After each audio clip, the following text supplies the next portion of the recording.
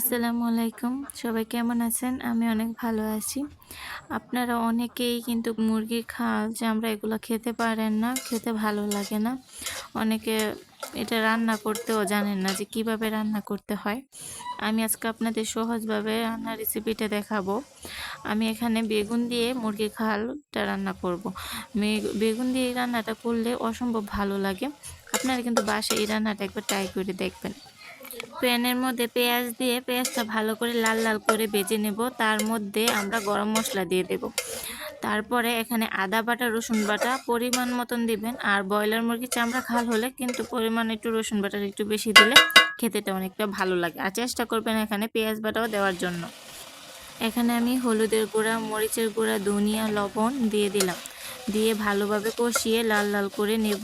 যখন মশলাটা কষে উপরে লাল তেলের আবরণটা উঠে আসবে তখন আমি এখানে মাংস দিয়ে দিব।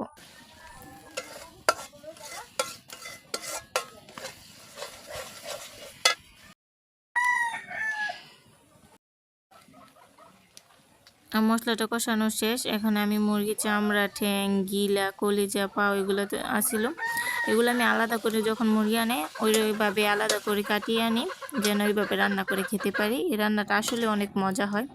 এভাবে আমি এখন কষিয়ে নিলাম, ভালোভাবে মশলাটা মাংসের সাথে কষিয়ে নেব।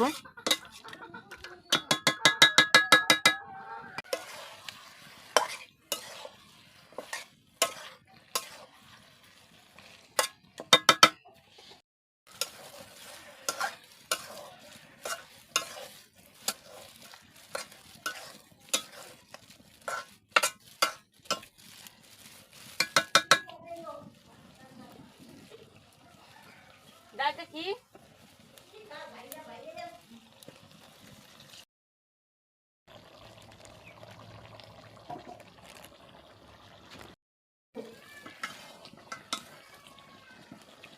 মাংসটা যখন সিদ্ধ হয়ে যাবে তখন আমি এর মধ্যে বেগুন দিয়ে দেব। বেগুন দিয়ে ভালোভাবে নাড়াচাড়া করে নেব।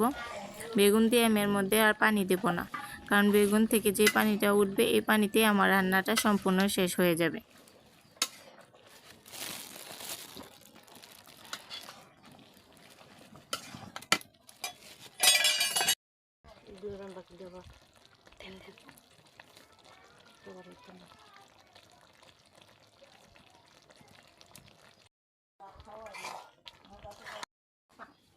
এই যে দেখুন আমি কতটুকু ঘনত্ব রেখেছি, চেষ্টা করবেন এরকম ঘনত্ব রাখার জন্য।